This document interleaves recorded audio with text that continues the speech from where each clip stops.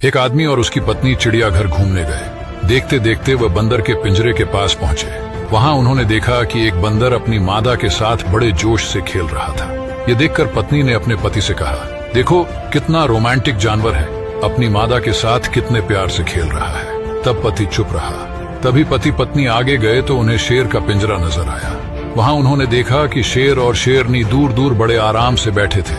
खामोश शेर एक कोने में अकेला बैठा था, जैसे शेरनी का कोई अस्तित्व ही नहीं है। यह देखकर पत्नी ने थोड़े दुखी मन से कहा, कैसे जानवर है, बिल्कुल अलग ही बैठा है, जैसे शेरनी को जानता ही नहीं। इनका आपस में बिल्कुल प्यार नहीं लगता। तभी पत्नी को एक पत्थर दिया और कहा, इस पत्थर को जरा शेरनी की तरफ फेंको।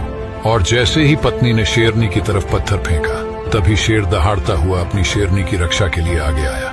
अब पति अपनी पत्नी को एक पत्थर और दिया और कहा, अब इसे बंदरिया की तरफ फेंको। जैसे ही पत्नी ने पत्थर फेंका, वह बंदर अपनी मादा को छोड़कर खुद की जान बचाने के लिए तुरंत पेड़ पर चढ़ गया था।